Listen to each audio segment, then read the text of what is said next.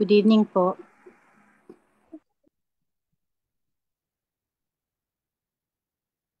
Yes po, good evening po. Pakimute po muna ang ating pong mic po. Nag-aayos pa po yung Facebook Live po. Salamat.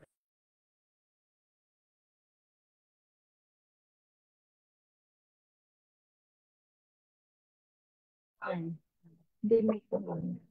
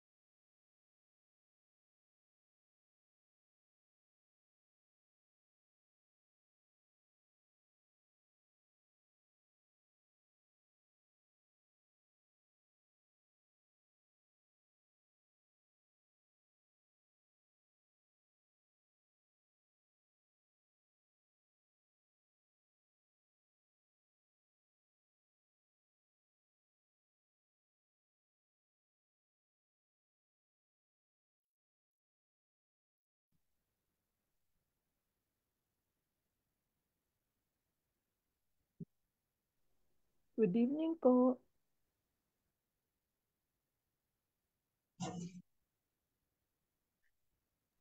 Good evening. Pakimute po muna ang ating pong mga mics po kasi inaayos pa po yung aming Facebook Live po. Maraming salamat po. Thank you po.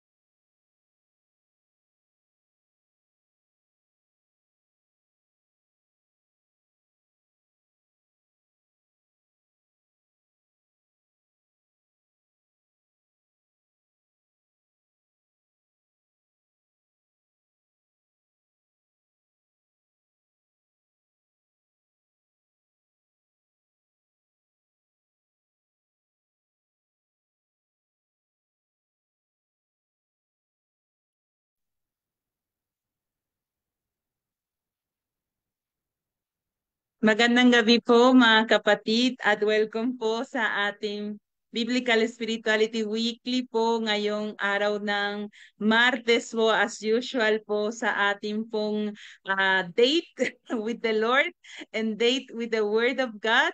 At ngayon po ang ating pong buong ah, hindi lang pag-aaral kundi pagninilay, pagdarasal ay invite ko po kayong lahat na ialay po natin ito para sa ating po mga kahilingan, lalo-lalo na para sa mga may sakit.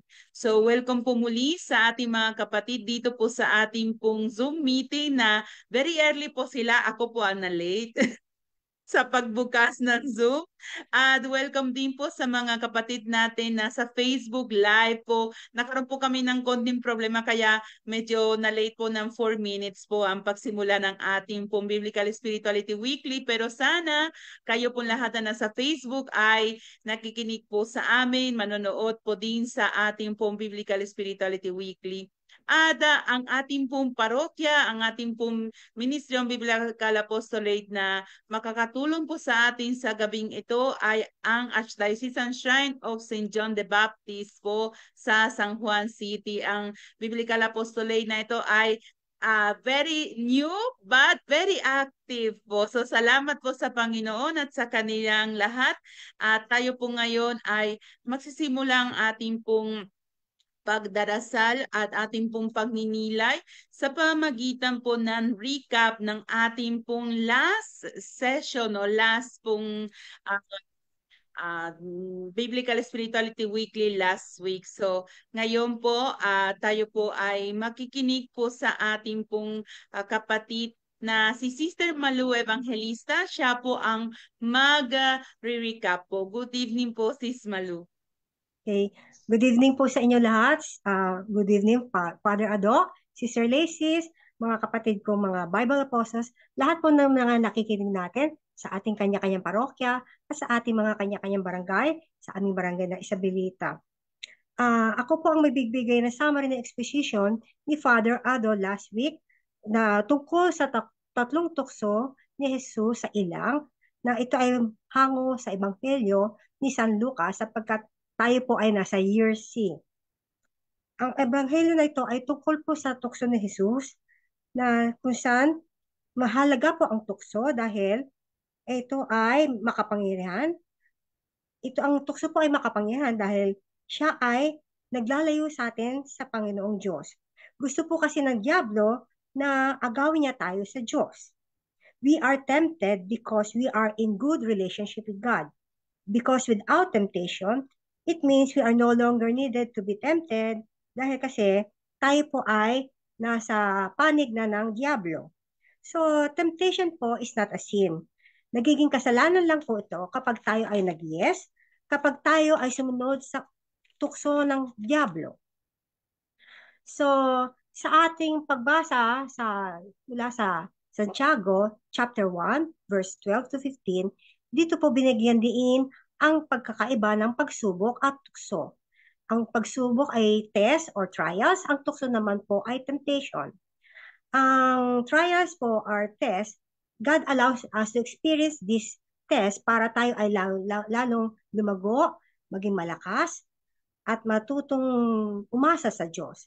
Ang tukso naman or temptation, may nasabi po dito sa chapter kay Santiago verse 1, of chapter 1 verse 13 na huwag mong susubukin tuksuhin ang Diyos. God cannot be tempted and He doesn't tempt anyone. Ang tukso po ay galing sa Diablo. Inaakit niya tayo para tayo ay magkasala at bigyang halaga ang sarili natin. So, pag mahirap na ang pagsubok, dyan na po tapasok ang tukso. Sa disyerto, doon po tinakso sa ang ating Panginoong Jesus na kung saan si Jesus ay nag-aayuno ng 40 days at 40 nights. Siya po ay nagdarasal din yung mga araw na iyon. Sa panahon ng Kwaresma, ito po ay panahon ng labanan. Labanan ng laman at espiritu. Sa unang tukso, na kung saan si Jesus ay tinukso na gawing tinapay ang bato, ito po ay tungkol sa tukso, tungkol sa seguridad. Okay. Ang bato po ay simbolo ng walang buhay. So, kapag tayo ay gutom na, tayo ay nagiging mayamutin.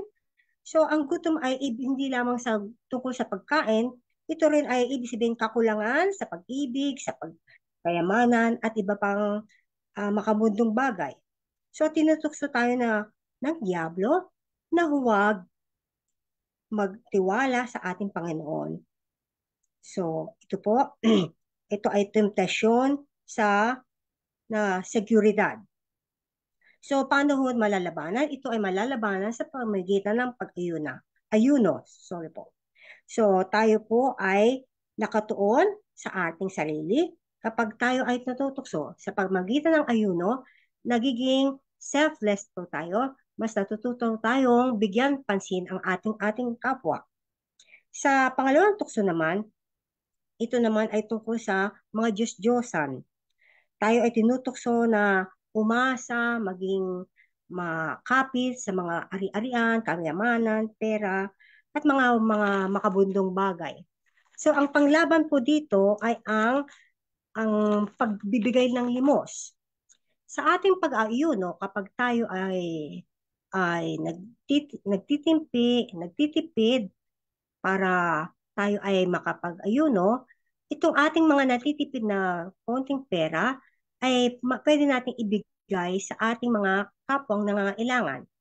So sa pamagitan nito, namamatay ang ating pita sa laman. Then, ito po ay ang tukso na, na tayo ay nagkakaroon ng, sorry po. Then, pangatlong tukso ay ang tukso ng kasaysayan na kung saan ang demonyo ay dinala sa Jesus sa pinakataas na tuktok ng templo. Ito ay tukso na parang ikaw ay sorry, tungkol sa ating pagpapasawalang halaga sa Diyos. At ito ay tukso ng kasaysayan na kung saan ang gusto ng demonyo ay baguhin ang kasaysayan ng tao. So, paano natin malalabanan po ito? Sa pamamagitan ng panalangin. So, ang tukso ay nauuna sa ating pag-isip. The devil sends evil thoughts in our minds. Kapag ito ay malala na, ito ay pupunta sa ating mga puso, sa ating hearts. So, ito ay nagiging intense desires, negative desires, katulad ng galit, poot, at inggit. So, pag ito ay hindi na po natin makayanan, ito na ay nagiging actions.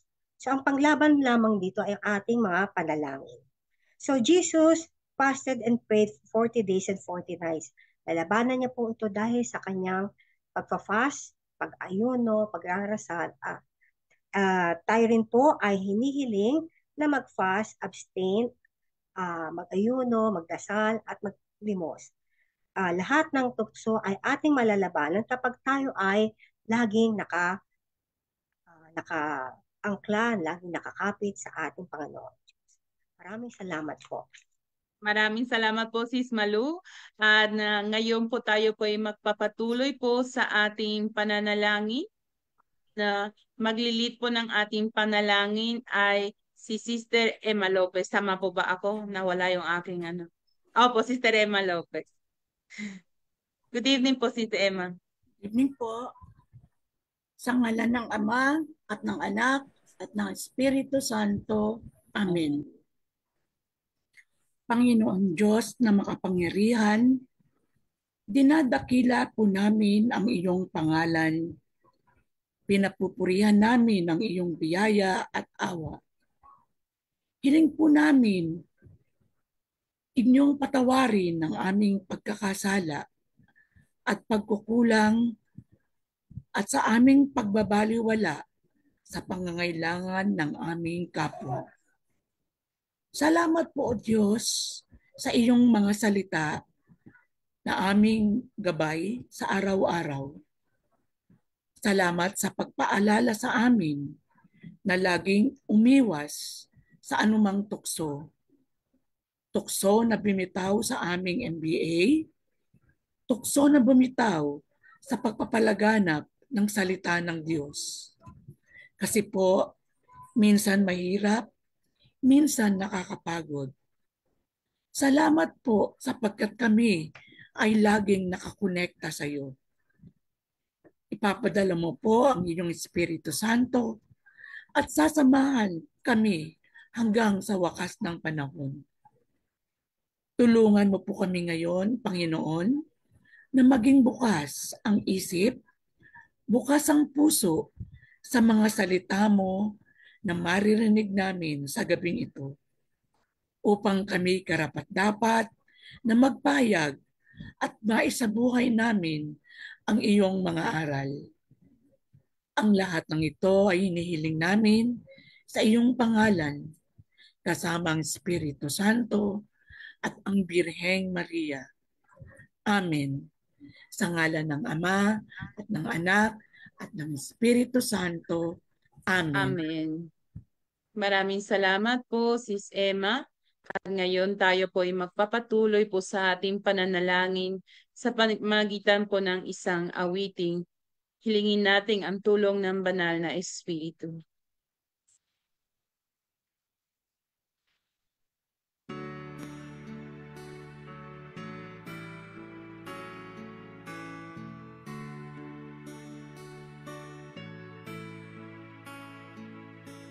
Halina, Espiritu Santo,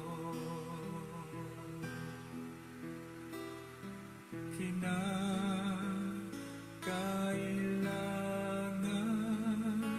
kita.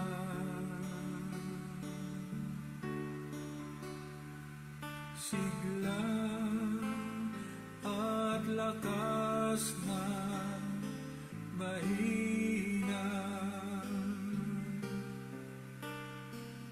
pag-asa ka namin lahat. Halina, Espiritu Santo, kinakailangan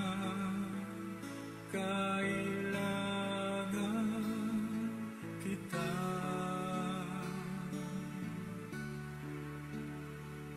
Sigla at lakas ng mahina, pag-asa ka namin lahat.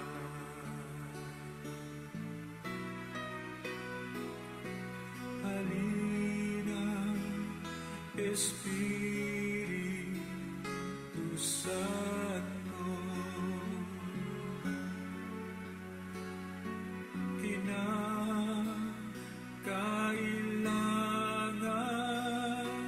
kita.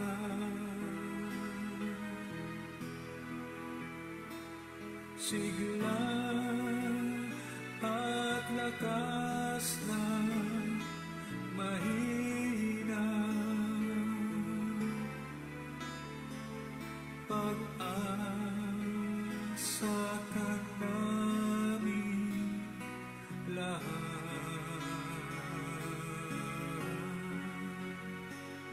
Pag-asa ka namin lahat.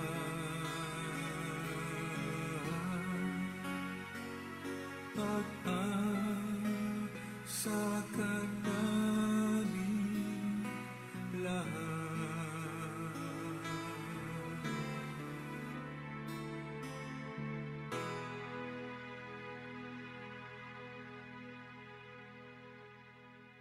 Ngayon ating papakinggan ang Ebanghelyo sa darating na linggo na kung saan ay ang ikalawang linggo ng panahon ng Kwaresma. Tayo po ay makikinig kay Sis Mildred Bahar. Paki-unmute po, Sis. Ang mabuting balita ng Panginoon ayon kay Lucas, chapter 9, verse 28 to 36. Makalipas ang halos 8 araw, pagkatapos sabihin ni Jesus sa mga ito, umakyat siya sa bundok upang manalangin. Isinama niya sina Pedro, Juan at Santiago. Habang siya'y nananalangin, nagbago ang anyo ng kanyang muka at ang kanyang kasuotan ay nagningning sa kaputian. Biglang may lumitaw na 2 lalaki na nakikipag-usap sa kanya, sina Moises at Elias. na nagpakitang may kaningningan. Pinag-usapan nila ang pagpanaw ni Jesus na malapit na niyang isakatuparan sa Jerusalem.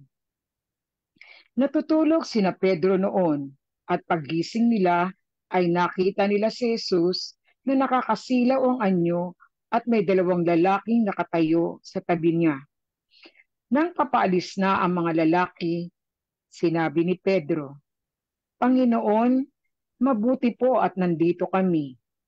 Magtatayo po kami ng 3 tolda, isa para sa inyo, isa kay Moises, at isa kay Elias." Ngunit hindi niya nalalaman ang kanyang sinasabi. Nagsasalita pa siya nang liliman sila ng ulap at natakot sila na matakpan sila nito.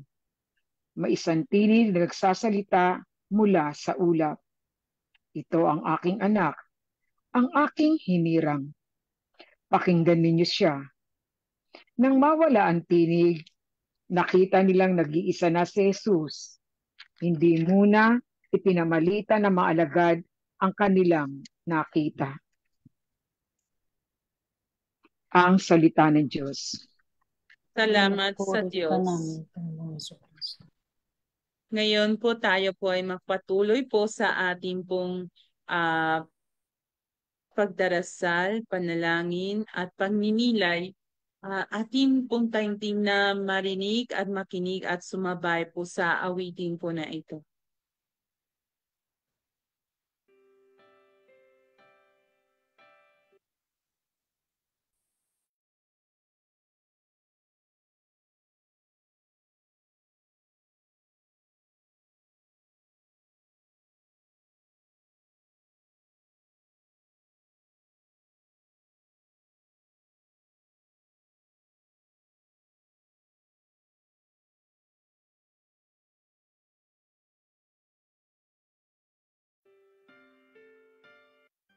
O Jesus,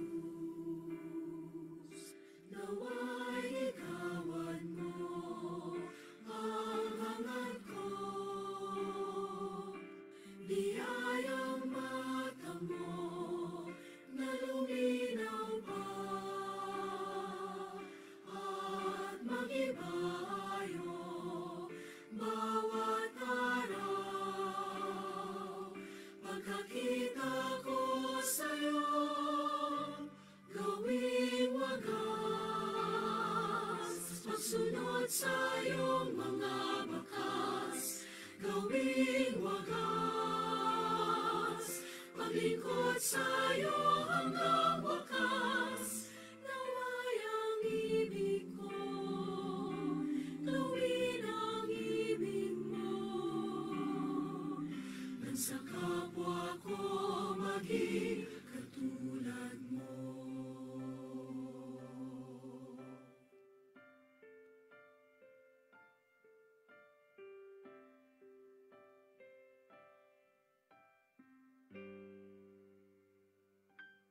O Jesus, nawa'y itulot mo ang hiling ko. Biyayang mata mo na lumalim pa at mag-ibayo bawat araw.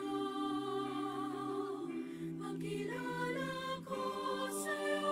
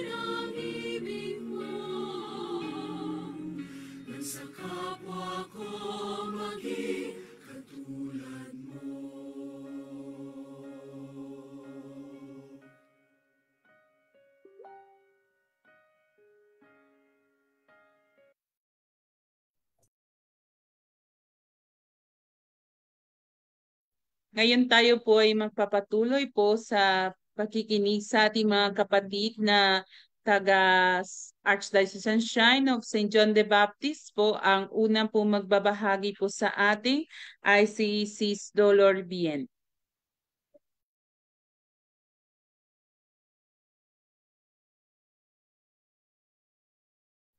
Sis Dolor? Magandang gabi po, sister. Magandang gabi po sa lahat Magandang ng gabi po. nating gabi. Gabi po. Ah, yun po. Una po, dali lang po May, Yan. Good evening po uli. Kinagagalak ko po makabahagi ngayong gabi sa pagninilay na ito ng Ebanghelyo para sa darating na linggo.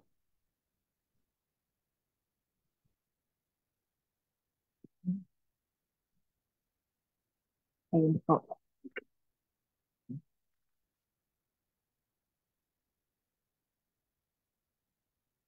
Naalala ko lang po sa gospel na nabasa natin ngayong gabi.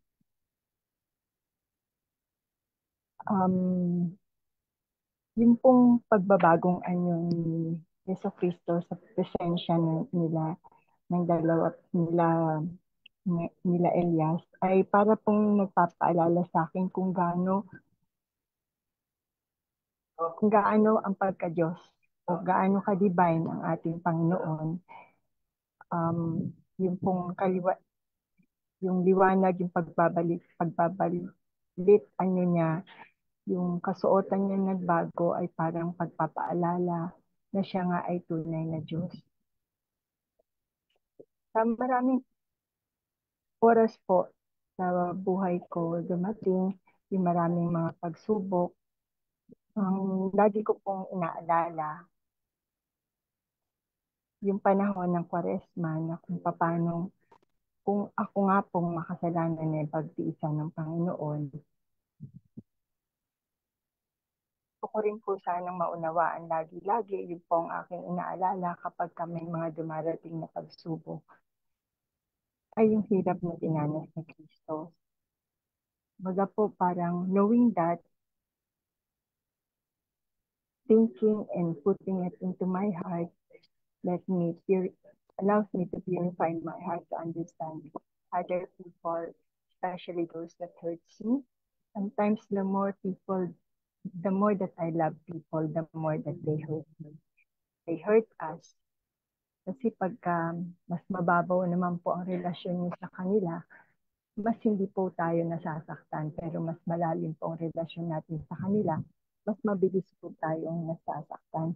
Pero naisip ko rin po, ganun din kung tayo ay mahal ni Kristo, ganun din po tayong mabilis na makasasakit sa Kanya kung siya po ay malayo sa atin. Kung katulad po ni Kristo ay pinapatawad tayo, paano naman tayo bilang tao hindi makakapagpatawad sa mga kasama natin sa buhay kung sila ay mga nagkakamali. Kung minsan po, lalo na po ako dahil nagtatrabaho, iba't ibang tao po ang nakakasama ko at hinihingi ng pagkakataon sa aking pagtatrabaho na umunawa ng mas maraming tao. The more I serve them, the way I see Jesus in them, that I also hope they can see that in me, but that's not always the case. So madalas po kung sino yung inaasahan mong maunawaan kapag pinagsisilbihan mo sila, minsan hindi pa rin maiiwasan ang masaktan kanila o makritik kanila o it will not stop them from criticizing you on putting you down or hurting you much more. Pero just because I have this relationship with God, iniisip ko po that maybe these challenges, this hurt is my way of being part with Jesus' sacrifice. And in the end, naintindihan ko po at mas na-appreciate ko how our Lord loves us because in the end, parang lahat po ng mga hirap na yun is a preparation for me to be closer a preparation for me for a more um, ano po yung mga blessings na dumadating. Higit po kesa doon sa mga sakit, sa mga hurt na naranasan ko. And that's how I always relate to my higher power, to Jesus, to our Lord, to our divine creator. Hindi po dumating ang oras na dumating ang mga pagsubok na hindi siya dumating at tumaklolo sa akin. Palagay ko, kahit sa lahat ng mga mahal ko sa buhay, lagi siyang nandoon. Kaya ito po ang nagpapatibay sa akin para nasusustain ko po at naunawaan gaano man po kasakit yung mga dumadating na pagsubok sa aking buhay. Thank you po for letting me share tonight. Maraming salamat po, Sis Dolor. At ngayon po tayo po ay magpatuloy sa ating second sharer po, si Sister Lily Kabakang po.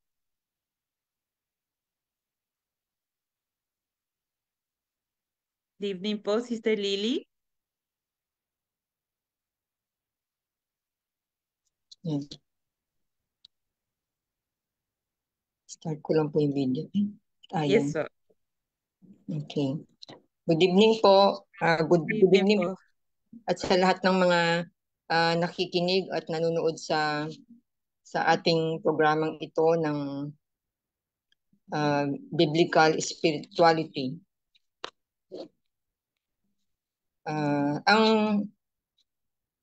Ito po yung aking aking po maipapamahagi, no. Ang transfiguration o ang pagbabagong anyo ay isang paunang pahiwatig na mangyayari sa kinabukasan na kung saan ang anak ng Ama, the Son of Man, ay makakaranas ng kanyang paghihirap, sakripisyo, kamatayan at muling pagkabuhay. Ito rin ay nagpapahiwatig din ng kanyang pagdating na kaluwalhatian sa kanyang kaharian upang ipaalam sa lahat ang kanyang kaharian. Ang kinabukasang ito ay ang kinabukasang ito na mangyayari ay ipinaalam sa lahat upang ang kaharian ng Diyos na parating ay mapaghandaan. Ang pagbabagong anyo ay nasaksihan ng tatlong apostoles, si Pedro, si John at si James, Santiago, no? Kaya mahigpit ang bilin din ng ating Panginoong Hesukristo na huwag munang pabatid sa iba ang transfiguration na nangyayari, ang pagbabagong anyo na nangyayari. Isang pangitayang ito upang ipaalam sa lahat na si Hesukristo ay anak ng Diyos. Ito ay nangyari nang marinig nila ang tinig ng Diyos mula sa kalangitan na nagsasabing, ito ang pinakamamahal kong anak na aking kinalulugdan. Pakinggan ninyo siya. Dito rin, sa pangyayaring ito ay naipakilala kung sino ang Panginoong Hesukristo sa kaharian ng Diyos. Ang pagbabagong anyo o transfigurasyon ay nangyari sa bundok ng Tabor at pinagdiriwang natin to bawat ika-6 ng Agosto, ng buwang Agosto. Naglalayon ito na mapatatag ang pananampalataya ng mga apostoles sa pagtanggap sa sakripisyong paghihirap na pagdadaanan ni Hesukristo. Sakripisyong paghihirap at kamatayan ng pagdadaanan ni Hesukristo. Nagbibigay sulyap ito sa kaluwalhatian ni Hesukristo at ang pangako ng kaharian ng Diyos sa kalangitan. Sa kalahatan, ang pagbabagong anyo o transfigurasyon ay nagpupursige sa atin na mamuhay ng banal, katulad ng ating Panginoon, sa pamamagitan ng panalangin, pagtanggap ng sakramento ng Eucharistia, na naglalayon din na upang ang ating pananampalataya ay mapalago at tayo ay mapalapit sa ating Panginoong Jesus. Ganon din upang maibigay at maipamahagi ang kanyang liwanag sa iba ring mga mananampalataya. Salamat po. Isang puspos na pasasalamat po namin sa inyong lahat, taga Archdiocesan Shrine of St. John the Baptist po, kay Sister Lily, kay Sister Dolor, kay Sister Mildred, kay Sister Emma, at kay Sister Malu. At ngayon tayo po ay magpapatuloy po sa ating pag-aaral na mag-share po sa ating ni Father Ado.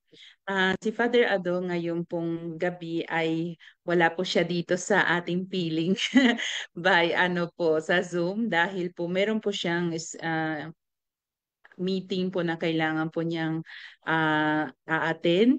Kaya po isinend po niya sa atin ang kanyang pagninilay tungkol po sa ating ebanghelyo sa darating na linggo. So sana po kayo lahat, sabi po ni Father Ado, huwag kayo matulog. Sana po andyan po kayo at mag-take notes po tayong lahat. Okay po, so i-pray din po natin ang pamangkin po ni Father Ado, si Baby Seth, na ayon po sa kanya din sinabi ay bukas po mag-ooperahan po siya sa puso. So let us listen with attention po sa ating Director, Father Adonis Saclolo.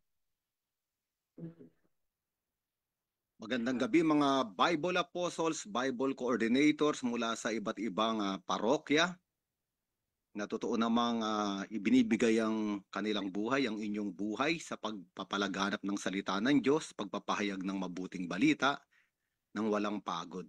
Maraming salamat.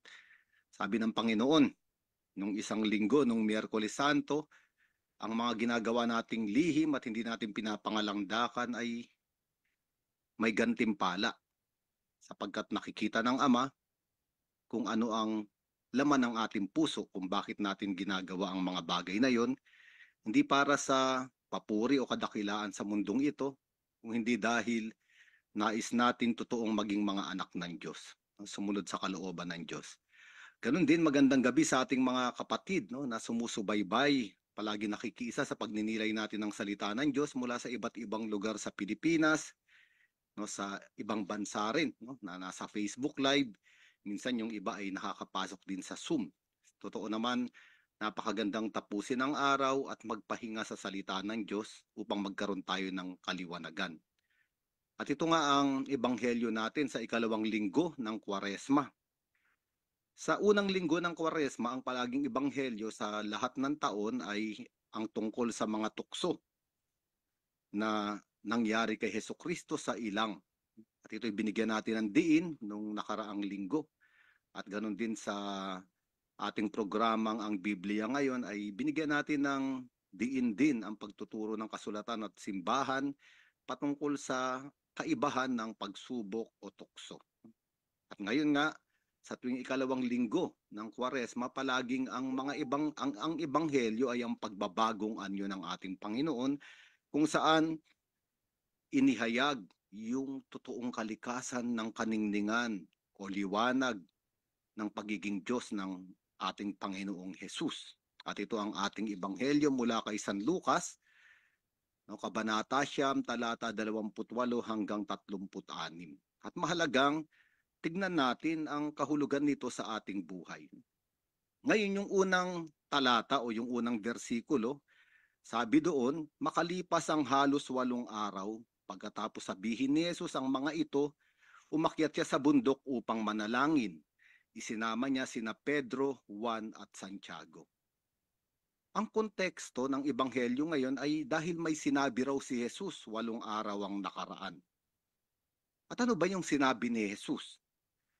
At kung babalikan natin doon sa mga unang bersikulo sa Lucas Kapitulo 9, versikulo 22, ito yung versikulo, 6 na bersikulo bago yung ebanghelyo natin ngayon. Ano yung sinabi ni Jesus doon? Ang anak ng tao'y dapat magdanas ng matinding hirap, itatakwil siya ng mga pinuno ng bayan, ng mga punong pari, at ng mga tagapagturo ng kautusan. Siya ay papatayin, ngunit sa ikatlong araw ay muli siyang mabubuhay. At ito pala ang konteksto nitong pagbabagong anyo ni Jesucristo sa bundok. No? Siya ay pupunta sa Jerusalem at doon ay ipapako sa krus at mamamatay. No, kaya nga, mahalaga itong tagpong ito. At mahalaga rin na sinama niya sina Pedro, Juan at Santiago.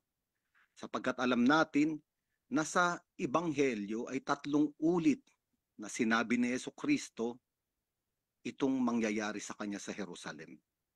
At sa unang ulit, no, sa unang pagpapahayag ni Jesucristo, ay totoo namang binalot ng kadiliman ang kanyang mga alagad. Bakit kailangan pumunta sa Jerusalem? Bakit mamatay? Bakit kailangan mamatay? May isang tagpo pa nga na pinipigilan siya ni Pedro. Sabi ni Pedro na hindi ako makapapayag na mangyari sa iyo ito.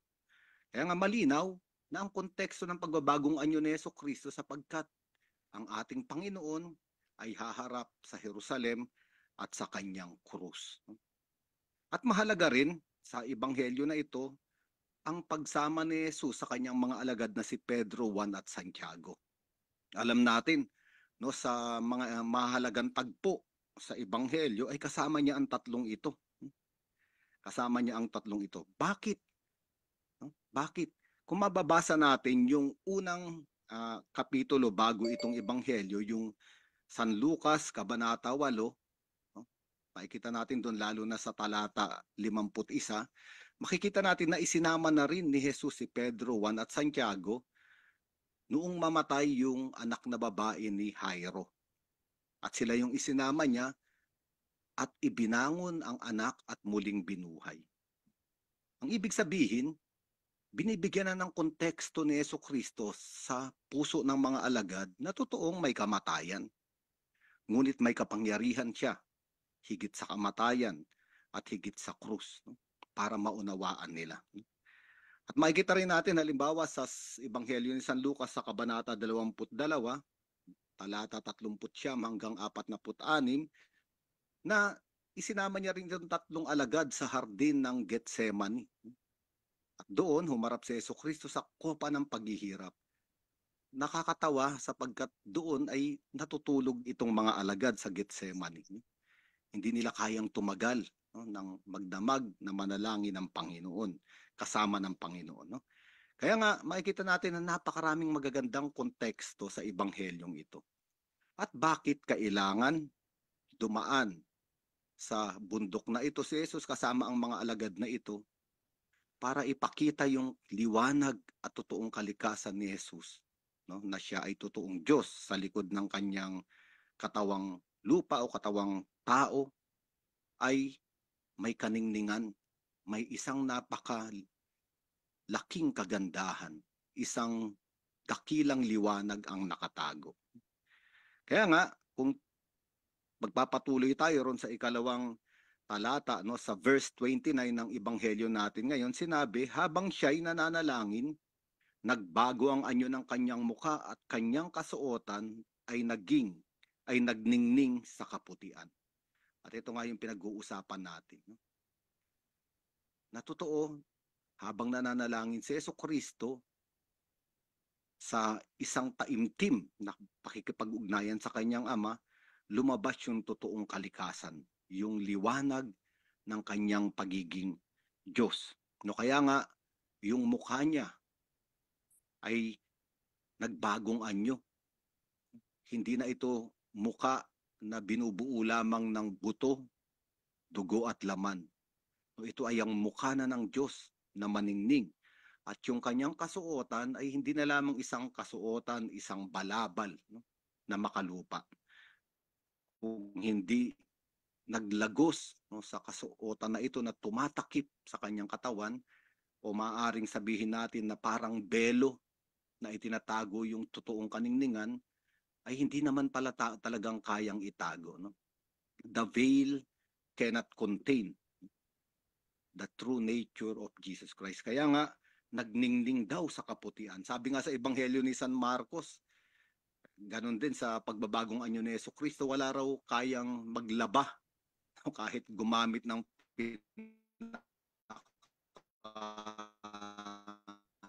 makapangyarihang sabong panglabaraw sa daigdig ay walang kayang makapagpaputi ng damit ni Jesucristo. Bakit? Sapagkat naglalagos doon yung kaputian, kaliwanagan, no, ng kanyang pagka-Diyos.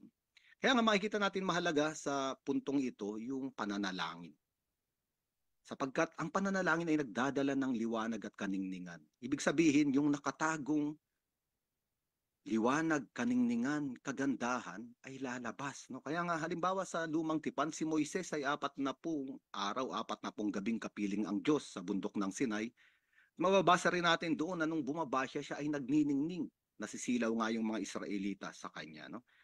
Kaya nga, totoo, kung ang konteksto ng ebanghelyong ito ay krus, pagdurusa, paghihirap, kamatayan sa Jerusalem, na para bang sinasabi sa atin, sa loob nun, sa loob ng mukha ni Jesucristong mawawasak, sa katawan niyang masusugatan, sa pagkatao niyang mamamatay, sa loob nun ay may nakatagong nagniningning na kayamanan. Isang napakagandang kayamanan. At iyon ay lumalabas sa panalangin. Kaya nga, makikita natin na sa pananalangin ay nagbabago ang perspektibo. Imbis na makita na lamang natin yung pangit, pagdurusa, pagkawasak, kamatayan, no, sa tagpong ito, no, ang nakikita ay yung kaningningan ng Diyos. Ang ibig sabihin, may regalo palang maganda sa likod ng krus o sa loob ng krus. At sa pananalangin ay totoong nagbabago ang perspektibo ng tao. Ito rin yung nangyari kay Elias sa lumang tipan. Pag binasa natin yung unang aklat ng mga hari sa kabanata 11, makikita natin doon si Elias na tumatakas, depressed na siya sapagkat matapos niyang ipagtanggol ang pangalan ng Diyos laban sa mga propeta ni Baal, siya ay inusig ng reynang si Jezebel. Kaya tumatakas siya. Ayaw niya na ngang mabuhay. No? Nakahiga na lang siya, ngunit pinakain siya ng Diyos sa pamamagitan ng mga ibon. Hanggang nakarating siya dun sa bundok. No? At sabi ng mga nag-aral, yung bundok na pinanik ni Elias ay bundok Sinai din kung saan nakatagpo ni Moises ang Diyos. At doon, makikita natin na totoo hinahanap ni Elias ang Diyos. Inintay niya lindol, sa apoy, sa malakas na hangin. Ngunit doon ay kinausap siya ng Diyos sa isang banayad na tinig. At nagbago ang lahat kay Elias. Sinabi sa kanya ng Diyos, bumalik ka uli sa kalooban ko, sa mission mo. O pwede nating sabihin, dun sa krus na kailangan mong kaharapin. Bumalik si Elias sapagkat mayroon siyang liwanag na natanggap. So kaya nga, mahalaga itong ebanghelyo natin sa panahon ng Kwaresma sapagkat totoo, ang panahon ng Kwaresma ay papunta sa Biyernes Santo sa krus. Ngunit kailangan nating makita yung liwanag, kagandahan sa loob ng krus sapagkat lahat tayo ay nasa konteksto rin ng kalagayang ito. Bawat isa sa atin ay may krus na kinakaharap, may Jerusalem na pupuntahan. Ito yung malalaking suliranin, problema, na maaring iniisip natin ay magwawasak sa atin, susugat sa atin, makakasakit sa atin. At ito yung konteksto ng ebanghelyo para sa ating buhay. At ngayon, dinadala tayo rito sa ebanghelyong ito. Sinasama tayo ni Jesus sa bundok para sabihin sa krus na ating kakaharapin o sa kamatayan na naghihintay sa atin, no, ay merong napakagandang at napaka-ningning na katotohanan. No? At ito yung kapangyarihan ng Diyos. Kapangyarihan ng Diyos. Totoo, maaring hindi pa physical na kamatayan ang pinag-uusapan natin. Ngunit mga sitwasyon na totoo namang nakamamatay, nag-aalis ng kahulugan ng ating buhay, nag-aalis ng ligaya ng kapayapaan. Ngunit kung titignan natin, bakit dumarating ang mga ganitong sitwasyon? Para bang, bakit kailangang dumating kay Jesus ng Jerusalem at ng krus? Dahil sa likod nun ay may gustong ihayag ang Diyos. Ang kadakilaan niya at ang kanyang pag-ibig. At ayun nga, no? Kaya nga makikita natin, pagpapatuloy natin itong ebanghelyo, dun sa verse 30 na, at 31, sabi rito sa ebanghelyo natin, biglang may lumitaw na dalawang lalaki na nakikipag-usap sa kanya. Sina Moises at Elias na nagpakitang may kaningningan din. Ito nga, yung napakaganda. At pinag-usapan nila ang pagpanaw ni Jesus na malapit na niyang isakatuparan sa Jerusalem. Ngayon kung titignan natin ang pag-uusapan ay paghihirap at kamatayan, bakit nagniningning ang mga ito, si Jesus, si Elias at si Moises? Di ba kapag pinag-uusapan natin ay isang malungkot na pangyayari, ang palagiang nangyayari sa atin ay nagdidilim ang lahat. Ngunit iba ang konteksto ng ebanghelyo, sila ay nagniningning. At pinag-uusapan nila ay yung pagpanaw. Maganda sa English, sabi roon ay they were talking about the passing or the Passover of Jesus Christ in Jerusalem. Sa Griego, kapag tinignan natin, ang pinag-uusapan nila ay Exodus. At alam natin ang Exodus ay pagtawid mula sa Ehipto papunta sa lupang pangako, mula sa pagkaalipin papunta sa paglaya. At ito yung nangyari sa lumang tipan. Ngunit ngayon ang pinag-uusapan nila ay yung pagtawid ni Hesukristo hindi na sa pagkaalipin sa Ehipto papunta sa lupang pangako.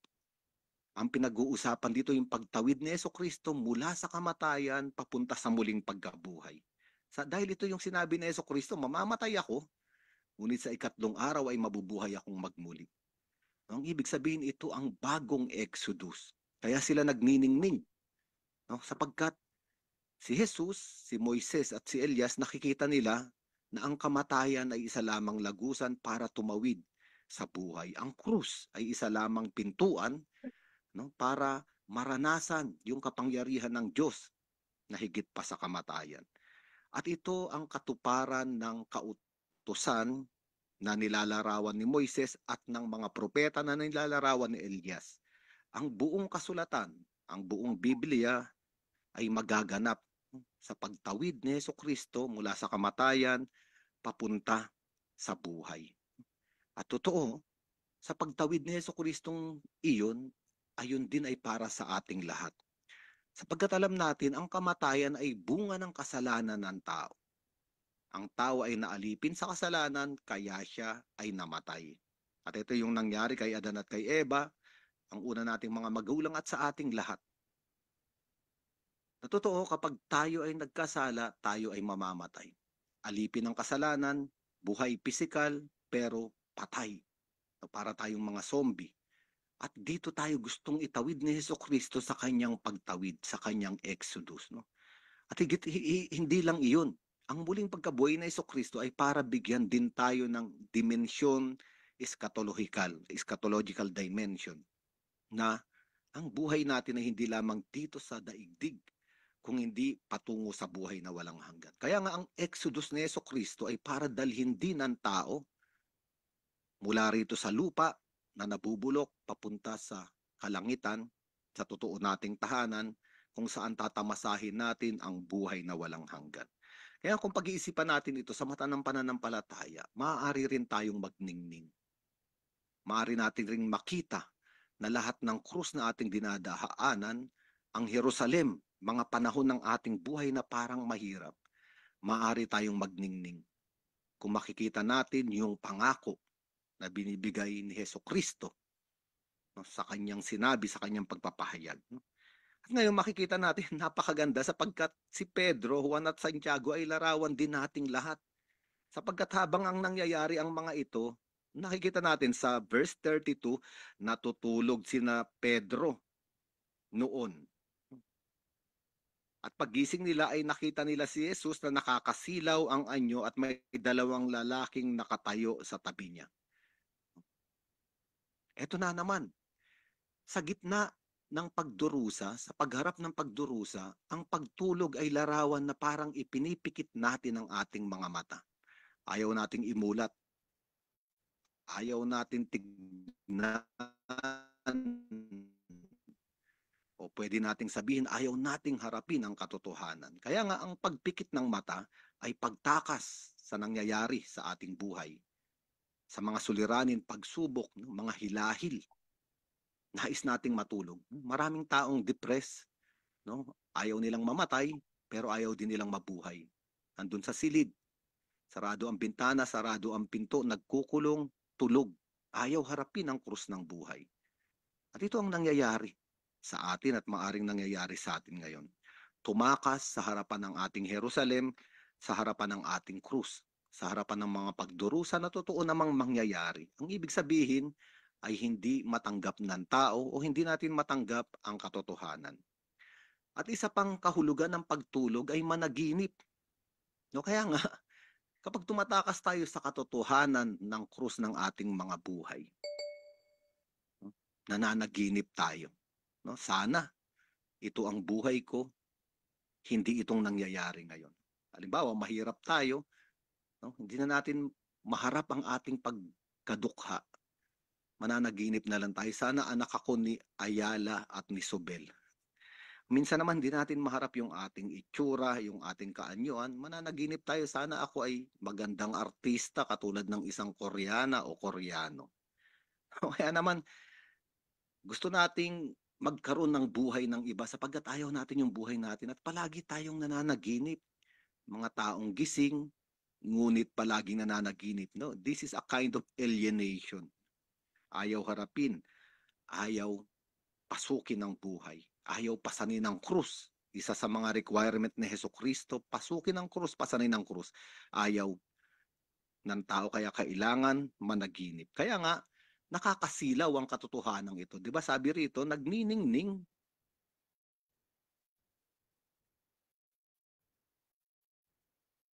Si Jesus, si Elias at si Moises, napakagandang tignan ng kaningningan.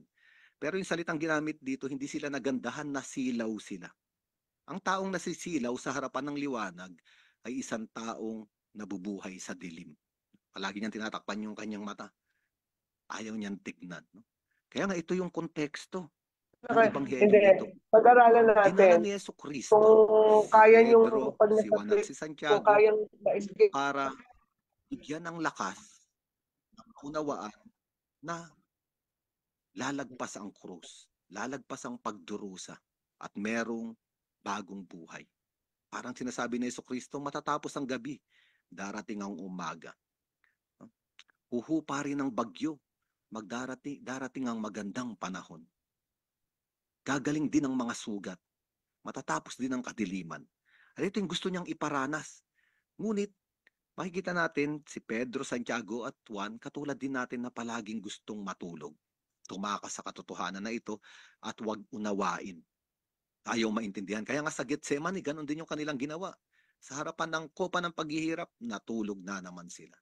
Kaya nga, inaanyayahan tayo ng ebanghelyong ito na tignan, totoo, bakit ba ayaw natin harapin ang ating buhay? Ba't ayaw nating idilat ang mata? Ba't ayaw nating iwaksi ang mga panaginip at hawakan ng totoo yung nangyayari sa ating buhay? Totoo dahil sabi sa ebanghelyo, mga ebanghelyo kay San Marcos at kay San Mateo, sapagkat natatakot sila. Natatakot sila. Kaya nga ano sinabi ni Pedro? Sabi ni Pedro, no? Panginoon, mabuti po at nandito kami. Magtatayo po kami ng 3 tolda, isa para sa inyo, isa kay Moises at isa kay Elias. Ngunit hindi niya nalalaman ang kanyang sinasabi. Anong ibig sabihin dito? No? Na magtayo na lang tayo ng tolda dito, ang ibig sabihin, dito na lang tayo, Panginoon. Tolda, tirahan, dito na lang tayo tumira. Dito na lang tayo tumira, maganda rito. Bakit pa tayo bababa sa Jerusalem at ipapako ka sa krus? Dito na lang tayo sa bundok. Ang ibig sabihin, wag na nating harapin yung buhay. Tumakas na lang tayo. No? At mahalaga ito, sapagkat minsan, kapag meron tayong mga retreat o meron tayong mga recollection, napakaganda, di ba? Parang high in spirit, parang nakalutang ka sa hangin. Dahil nakatagpo mo yung kaningningan ng Diyos.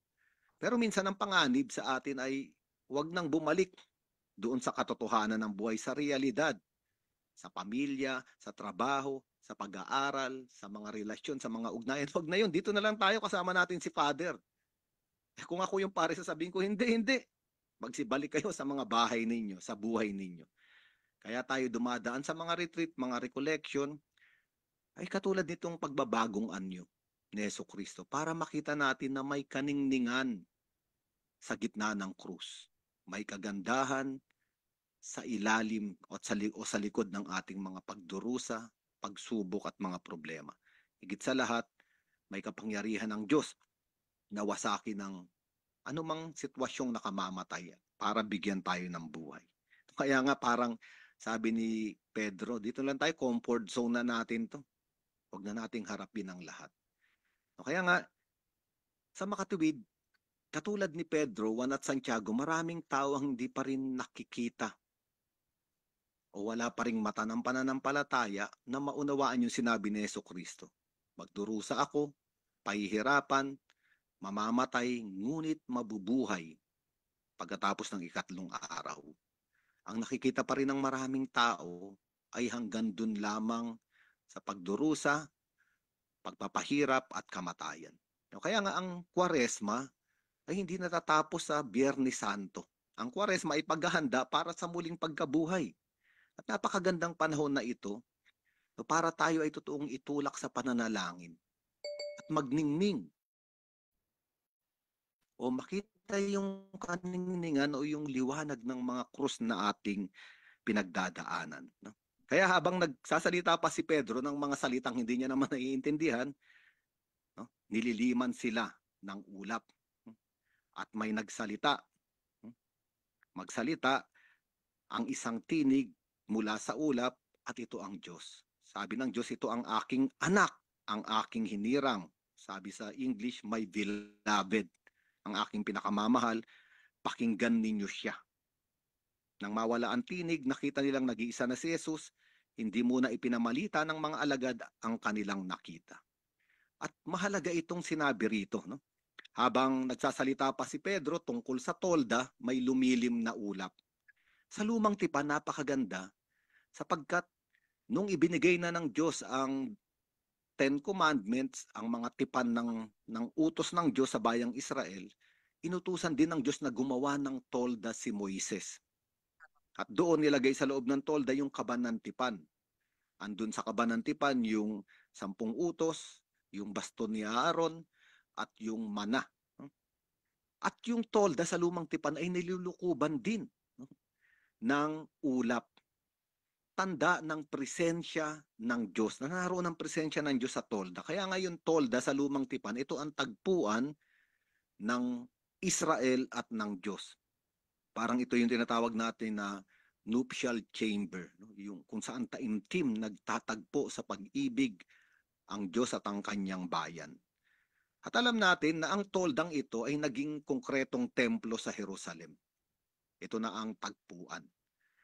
Ngunit, alam din natin sa mga ebanghelyo na meron ng bagong tolda at meron ng bagong templo. At ito ay ang ating Panginoon. Sabi ni Jesucristo, wasakin ninyo ang templong ito sa 3 araw ay tatayo kong muli. Ang ibig sabihin si Jesus na ang bagong tolda, ang bagong templo, nasa kanya ang presensya ng Diyos. At ang ulap ay simbolo ng Espiritu Santo. Na kay Jesus ang presensya ng Diyos, ang Espiritu Santo. Siya na ang bagong tagpuan ng tao at ng Diyos. At sa lumang tipan napakaganda, kapag nagkampo ang mga Israelita sa isang lugar, nandun yung tolda at nilililiman ng ulap, malalaman nilang kailangan na nilang iiwan yung lugar kapag umalis na yung ulap at susundan nila yung ulap, titiklopin nila yung kanilang mga tolda at kung saan huminto yung ulap, doon sila hihinto at magkakampo muli. Napakaganda na ito sa ebanghelyo natin kasi si Pedro, sabi niya, magtayo tayong tolda rito, dito na lang tayo. Pero sinasabi ng Diyos na nagsalita mula sa ulap, pakinggan ninyo ang aking anak. Ang ibig sabihin, hindi natin kailangang manatili rito. Ang ulap, ang presensya ng Diyos na naka Jesucristo ay aalis sa bundok na ito. Dahil may iba pa siyang pupuntahan. Papunta siya sa Jerusalem, papunta siya sa krus, at papunta siya sa kaluwalhatian. Napakaganda. Sapagkat parang sinasabi sa atin itong ebanghelyong ito, ang sundan natin ay ang Panginoon. Huwag tayong managinip. Huwag nating ipikit ang ating mga mata. Huwag tayong tumakas. Sapagkat binibigyan tayo ng ebanghelyong ito ng isang mahalagang mensahe. May maganda sa likod o sa loob ng nakikita natin sa ating buhay. Kadalasan ang nakikita natin ay puro pangit, negatibo. Kailangan takasan, kailangan layuan. Ang taong may mata ng pananampalataya ay kaya niyang tumingin sa mas malalim na pananaw. No, kaya nga, inaanyayahan tayo ng Diyos, pakinggan ninyo ang aking anak.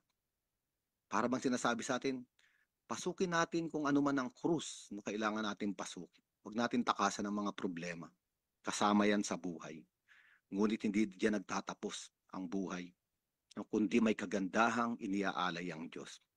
Naalala ko, kaugnay sa pinag-uusapan natin ngayon, yung isang homilya ng isang obispo galing sa Amerika. Totoo raw nangyari ito. Sabi niya, may isang bata, batang babae na ayaw makita yung kanyang nanay, natatakot siya. Sapagkat yung kanyang nanay ay merong braso na may third degree burn. Alam natin third degree burn, kahit gumaling yan, ang pangit na niya, parang kulukulubot, parang natuyong laman. Kaya nung bata pa lang daw siya, natatakot siya, umiiyak siya kapag nakikita niya yung braso ng nanay, ng batang babae. Kaya nung lumalaki siya, ayaw niyang magpahatid sa eskwelahan sa kanyang nanay. Malayo pa, sabi niya sa nanay niya, diyan ka na lang. Kasi nahihiya siyang makita ng mga kaklase niya yung pangit na braso ng kanyang nanay. O kaya nga, minsan daw pag may project o kailangan ng may mga party sa loob ng bahay, sasabihin niya sa nanay niya, maghanda ka na ng mga merienda ng pagkain. Pagdating ng mga kaibigan ko, magtago ka na sa kwarto. Ayaw niyang ipakita yung kanyang nanay dahil napapangitan siya doon sa sunog na braso. Minsan naman kapag hindi maiiwasan, kahit mainit na mainit daw, pinagsusuot na niya ng sweater yung nanay niya para maitago yung sunog na braso. Kaya nga matalino raw itong batang babae, no? Elementary, secondary school, college, palagi siyang tumatanggap ng mga awards. Kahit isang beses ayaw niyang anyayahan yung nanay niya. Pumanik sa stage para sabitan siya ng mga medalya. Yung tatay niya lang palagi. No?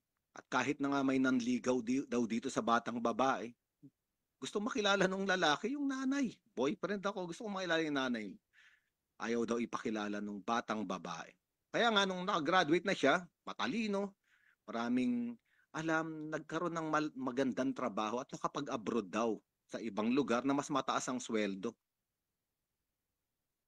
Ngayon, doon, tumatawag siya sa tatay niya, nakikipag-usap siya sa nanay niya, pero ayaw niyang ipakita raw yung picture, family picture sa mga kaibigan niya. May family picture sila, balot na balot yung nanay niya. Dahil ayaw niya ipakita yung pangit na braso. Isang gabi raw, tumawag yung tatay niya. Sabi, anak, umuwi ka rito dahil namatay na yung nanay mo. Nagulantang siya, nalungkot ng kaunti, pero bilang respeto, umuwi siya sa bahay nila. At dumating siya gabi na. Nung malayo pa siya nakita niya, maliwanag na raw yung bahay nila, parang dito sa Pilipinas. Sa loob daw, nakaburol na yung nanay. Ngayon, pagdating niya, agad-agad siyang pumunta sa ataol. At napasigaw siya sa galit, sabi niya, bakit hindi niyo sinuotan ng long sleeve yung nanay ko? Patay na yung nanay niya. Ang isinuot ay short sleeves. Nakalabas yung sunog na braso.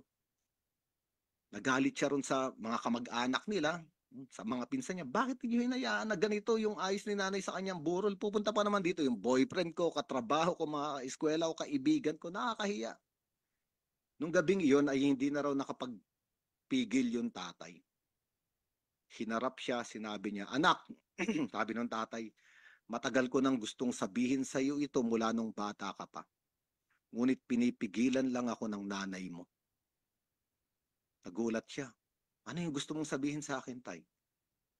Alam mo ba kung bakit sunog ang balikat o yung buong braso ng nanay mo? Hindi alam nung anak. Hindi niya alam yung nangyari. Ang alam niya lang pangit yung itsura. Ngunit hindi niya man lang natanong bakit nangyari. At ayaw nang ipasabi ng nanay sa tatay. Kahit na noon pa man ay galit na yung tatay sa anak. Yung nanay ang nagtatanggol. Sabi ng tatay nung gabing iyon, pero ngayon, gusto kong sabihin sa iyo ang totoo. Buong buhay mo, palagi mong itinatago, itinatakwil, ayaw tignan yung pangit na braso ng nanay mo. Pero sasabihin ko na sa iyo ngayon kung bakit sunog ang braso niya. Nagtataka yung batang babae. Sabi nung tatay, nung bagong kasal kami ng nanay mo, nagsisimula pa lang kami sa buhay, nangungupahan tayo sa isang barong-barong, sa isang mahirap na lugar. At nagtatrabaho ako at iniiwan ko kayo ng nanay mo ron. Isang araw nasunog yung lugar. Nasunog yung lugar ng biglaan. Wala nang mga panahon para ang mga tao ay makapagligtas ng kanilang mga ari-arian. Nagtakbuhan at nagsitakas ang lahat. Yung bahay natin ay nasusunog. Ikaw ay nasa duyan at bumagsak yung isang nagliliyab na haligi. Pabagsak sa'yo, sabi ng tatay. At sinalo yun ng nanay mo ng kanyang braso. Hinawakan niya yun kahit napakasakit para wag ka lang masunog. At doon kayo inabutan ng mga bumbero at mga kapitbahay na nagligtas sa inyo. Gusto kong sabihin sa iyo ito ngayon para makita mo yung pangit na ayaw mo.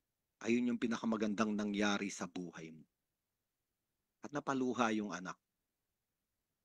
Sabi ng tatay niya, ako ang nagdesisyon na hindi ipagsuot ang nanay mo ng mahabang manggas para makita yung sunog na braso niya. Sapagkat ito'y larawan ng pag-ibig niya sa iyo. At ito mga kapatid, ang sinasabi ng ebanghelyo natin, ang pagbabagong anyo ng ating Panginoon. Akala natin yung mga pangit sa buhay natin ay pangit lang, nandyan lang para mahirapan tayo. Pero katulad dun sa kwento ng obispo, hindi natin alam, ipinadala yun ng Diyos dahil maaaring ayun ang pinakamagandang nangyari sa buhay natin. Doon tayo iniligtas ng Diyos. Doon tayo inibig ng Diyos. O kaya nga, maraming salamat sa pakikiisa nyo sa ating pagninilay. No? Magkita-kita po tayo muli sa isang Martes, no? Para sa ating Biblical Spirituality Weekly. At sa Sabado po, higit sa lahat, magninilay tayo sa Kwaresma sa ating Lenten Recollection, no? Sa UST. Ito po ang i-announce nila Sister mamaya. Ngayon po, tayo na ay magtaas ng ating mga panalangin at sa bawat panalangin ng ating tugon, Panginoon, dinggin mo kami. Panginoon, dinggin mo kami. Panginoon, maraming salamat po sa inyong pagmamahal sa amin. Maraming salamat po, Panginoon, sa mga mensahe mo sa pamamagitan ng aming pagninilay ngayon at sa ebanghelyo na sa darating na linggo. Tulungan mo po kami, Panginoon, na hindi po mag-stay sa aming comfort zone. Hindi po kami maging kontento sa mga ginagawa po namin, kundi kami po ay magsakripisyo para sa aming kapwa. Pinapanalangin po namin si Baby Seth Emmanuel. Nawa po, Panginoon, pangalingin mo po siya. Gabayan mo po ang mga doktor at lahat ng mga may sakit din, Panginoon, ipinapanalangin po namin sila. Manalangin tayo. Panginoon, dinggin mo kami. Panginoon, dinggin mo kami.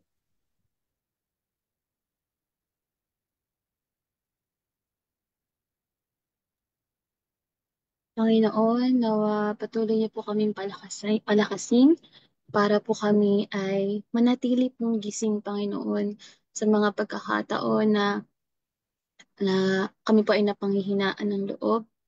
Nawa, Panginoon, ikaw ang aming maging lakas at patuloy po kaming sumunod po at makatugon sa mga paanyaya niyo po na kung paano kami mas makaka-reach out po or makakapag-proclaim po ng salita ng Diyos. Manalangin tayo sa Panginoon.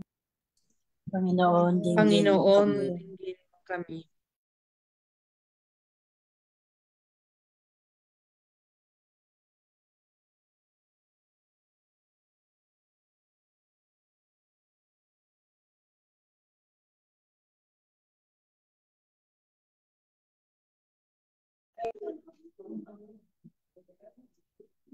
Panginoon, dinadalangin po namin ang mga kapatid namin na nandirito, gayon din mga nanonood sa HD. Naway patuloy niyo po ang Panginoon ingatan. Gayon din po ang pinapanalangin din po namin ang Santo Pangako sa Francis. Patuloy po sa bigyan ng mating kalusugan sa Panginoon. Sa lahat po yan, ito si Sister Lucis.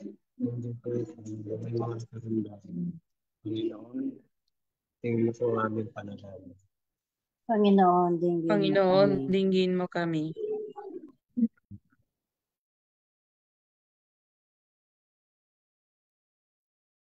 Ngayon po Panginoon, tayo, Panginoon, itinataas po namin ang mga kapatid namin na may pinagdaraanan ng mga problema, mga kapatid namin na nasa lanta ng iba't ibang kalamidad, naway tulungan niyo po sila sa kanilang pinagdaraanan, imulat niyo po ang kanilang mga mata sa katotohanan. Naway malagpasan po nila ang mga paghihirap na ito, na patuloy po sila magtiwala at umasa sa inyong pagmamahal. Panginoon, din niyo po kami. Panginoon, Panginoon, dinggin mo dinggin mo kami. kami. Ngayon po mga kapatid, tayo po ay tataas po ang ating lahat ng mga panalangin na itinago po sa ating mga puso sa pamamagitan ng panalangin na itinuro sa atin ng ating Panginoong Hesukristo. Ama namin, sumasalangit ka, sambahin ang ngalan mo. Mapasamin ang kaharian mo, sundin ang loob mo dito sa lupa para sa langit. Bigyan mo kami ngayon ng aming kakanin sa araw-araw at patawarin mo kami sa aming mga sala para ng pagpapatawad namin sa nakakasala sa amin at huwag mo kaming ipahintulot sa tukso at iadya mo kami sa lahat ng masama. Amen. Amen. Ngayon po, mapoproceed po tayo sa ating pong announcements. Ready na po si Tere. Po. So magandang gabi po muli sa ating lahat, sa mga nanonood po sa ating Facebook Live at kasama po natin dito sa ating Zoom. So una po nagpapasalamat po kami dahil po very consistent po kayo at hindi po kayo napanghinaan ng loob. So maraming salamat po na nagtuloy-tuloy po tayo sa ating BSW po. And so yung una po natin ay yung ngayong darating na pong Sabado. So magkita-kita po tayo para sa ating Lenten Recollection at ito na rin po ang ating monthly permission and meeting ng ating ministry. So ito po ay magsisimula ng alas 8 ng umaga as registration hanggang alas 12 po ng tanghali. So ito po ay gaganapin sa University of Santo Tomas, Faculty of Medicine Auditorium, San Martin de Porres Building. So sa may Lacson Avenue po yung entrance na in-encourage po namin kayo na dumaan. Po. So para sa mga parishes po na hindi pa po nakakapag-confirm ng kanilang attendance, kindly update po yung ating running list para po makapag-prepare po kami sa ating lunch po sa araw na iyon. So para naman po sa mga nanonood po sa ating Facebook page, iniimbitahan po namin kayo. Open po ito sa lahat. So sa mga iba po na miyembro na po ng ating ministry, kindly invite po ng iba pa pong ating mga kaibigan at kahit sa iba pong mga ministry na ating parokya. Ayan po. So ito po ay walang bayad, no registration fee at kailangan lang ninyo po magdala ng inyong Bible, ng inyong notebook, saka morning snacks po, and notebook and pen. So, ayun po. And ikalawa naman po, kung naalala niyo po, last week, may in-announce po ako ng Ministry on Biblical Apostolate Entry Program. So patawad po, hindi ko po nasabi yung date. Ito po ay dapat po ay March 22. Pero according po sa ating coordinator ng ating entry program na si Christy, imumove po natin siya ng April 5. So saan po ito gaganapin? Same location pa rin po sa San Pablo Apostol Parish, Tondo, Manila, mula alas 8 ng umaga hanggang alas 5 po ng hapon. So dahan-dahan po bago po tayo makarating sa araw na yon, nawa makapag-ipon na po tayo ng ilang mga bago po na miyembro po ng ating ministry para po malaman po natin kung ano po yung ating vision, mission, o ano po yung mga ating mga ginagawa po sa loob ng ating ministry. Kindly coordinate po kay Ate Christy de la Cruz. Yan. And next po ay sa March 29 yung ating youth outreach program. Meron na po kaming running list and based po dun sa listahan dahil 30 lang po yung mga katao na pwede po naming maisama, pwede pong makasama sa ating outreach program sa Hospicio de San Jose sa Manila. Meron na lang po kaming 4 po na slot para po sa mga kabataan po na nais po sumama. Message na po si Brother RG Mendoza o kaya ako po. Yun. So ito po ay magsisimula sa umaga po gaganapin, and yung other details po ay i-share po namin sa ating group chat. Ayun po. And para naman po sa next month, kindly block po ang inyong mga kalendaryo para po sa ating Bible mission. So meron po tayong Bible mission sa April 12 sa San Lazaro at Jose Reyes Hospital. So ito po ay alas 8 pa rin po ng umaga hanggang alas 12 po ng tanghali. And reminding also everyone po, yung ating annual ministry retreat, ayan, meron na pong mga nakapagpalista po ng mga parokya. So para po to secure your slot, message niyo po ako kay Sister Laces para po mailista na po namin kayo. So kailan po ito? Ito po ay August 29 hanggang August 30. 31 po. Tama po ba, Sister? Ayun po. Yes, So, po. ayun lang po. Yan po. Thank you, Teresita. So, dagdag po, imbitasyon po sa ating po mga Bible Apostles na kahit po yung inyong kamag-anak, inyong pamilya, inyong relatives po, inyong asawa, anak, kapatid, pinsan, tiya, kahit sino, tiyo. Pwede niyong invite sa ating Lente Recollection kasi po this Met Auditorium ng UST ay po meron po yan 700 persons capacity, no? The capacity for 700. As of now, we only have 220 confirmed. So imagine we will have time to meditate, to reflect po tungkol po sa misteryo ng pananampalataya natin, ang pagkamatay, muling pagkabuhay ng ating Panginoong Hesukristo at ang ating pong buhay na spiritual.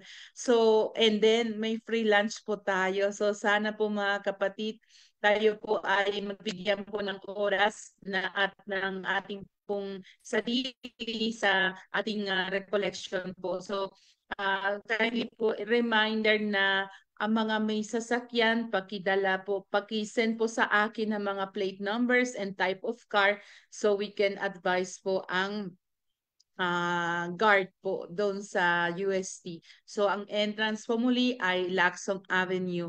Yung kasi kung wala po kayong sticker ng UST, hindi kayo papasukin po sa ibang gate. So yun po, Lacson Avenue. Remember po mga kapatid, pag ipinipin niyo po sa Waze or sa Google Maps po. Yun lang po mga kapatid. So maraming salamat po sa inyong pagdalo muli dito sa ating pong Biblical Spirituality Weekly. See you on Saturday po. So may God bless us in the name of the Father, and of the Son, and of the Holy Spirit. Amen. Maraming Amen. pong salamat sa Thank you ating po mga po. kapatid Thank you ng po. Archdiocese Sunshine of St. Thank John you the po. Baptist. May God bless.